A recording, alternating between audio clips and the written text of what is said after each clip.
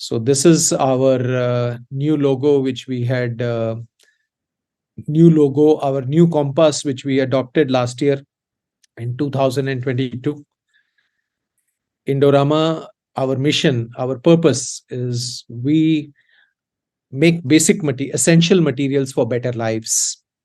And our vision is to be the materials company of choice for customers and employees, and to drive scale, growth, and sustainability. So we have our values, our capabilities, and the values, we made it very simple. It's ABCD Day. So act like owners, be adaptable, care deeply, deliver excellence, to ensure that we keep continuing to do the right things, what is required for the global markets, for the community, and for our employees, and for our customers and suppliers. So just to give you a little bit of a quick roundup of our key milestones over the last 48 years since we have been in existence. Indorama was set up in 1975 in Indonesia, and we have continuously grown in this country. We have been adding facilities for polyesters as well as for spinning business, not only in Indonesia, but also outside Indonesia, in Uzbekistan and in Turkey, where we have spinning businesses. So we have invested almost over $500 million in the last 12 years. So jumlah investasi niya dari 1 miliar udah naikin menjadi sekarang tahun kemarin ke 1,6 miliar dollar. Then our sales have increased from $600 million, $620 million in 2010 to $940 million last year. And we employ directly over 7,300 people in Indonesia mostly, but also in Uzbekistan and Turkey. And we have been contributing significantly for the growth of the downstream industry and sale to the domestic industries, which is also being used for re-export as well as for domestic consumption, has increased almost 70 to 80% from $0.26 billion in 2010 to $0.55 billion. And we have been, as you see in the bar chart, we've been continuously expanding our business slowly and steadily year after year to ensure that we keep on top, we are able to meet the global requirements, and we continue to be reinforcing our strength so that even in difficult situations, what we have been seeing in the last 12 months or so since middle of last year, we continue to operate albeit at, let's say, a slightly lower profitability, but all our plants continue to run full capacity, and we are able to meet all the requirements of our global markets. We are able to get more market share also, despite the global markets being in a tough situation with what we have seen in 2022 after the conflict in Ukraine, supply chain disruptions, COVID, and all of that. So kalau kita lihat di depan ada jumlah konsolidasi pendapatannya, jumlahnya $936 juta. Itu kontribusi terbesar dari benang pintal. So the company's main business has emerged as spun yarns. So we are more downstream in the yarn business. Benang pintalnya produksi di Indonesia, di Uzbekistan, dan di Turkey. Dan polyester, serat, chip, dan benang polyester filament, dan kain tenun, dan kain jadi juga, itu semua ada di Indonesia. So it's still about 40-45% of our total business. And this chart shows our pendapatan dan konsumsi bahan baku. So we see the sales values.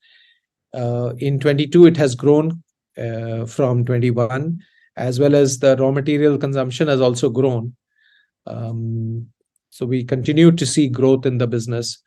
But in fact, actually, 22, we saw for Indorama the highest profitability in our history was in 2021.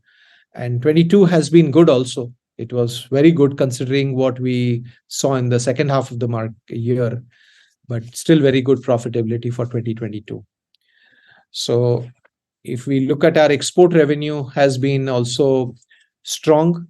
Obviously, it has dropped as compared to 2021 because the prices had dropped in the second half of the year. All prices in the commodity chain from second semester of 2022, somewhere now, it has dropped significantly. But our volumes continue to be the same. In fact, our volumes have been growing. The impact of lower sales values is because of the lower pricing. Because at tahun 2021, we had seen record prices for all our products. In terms of our exports, we continue to export to almost about 70 countries around the world. Indonesia is almost about 40%, so 60% is exported out of Indonesia. To Asia, other than Indonesia, the majority is 36%. Then Americas, North America and Latin America both 10%. Europe is about 7%, and the rest of the world is about 9% export. So we continue to focus on exports because that gives us the diversity. Even if things are not going well, or two countries, two markets are not going well, we are still able to continue to run our businesses properly. We have been expanding. We had taken up a project to set up a spun yarns plant in Indonesia. That plant is almost getting completed.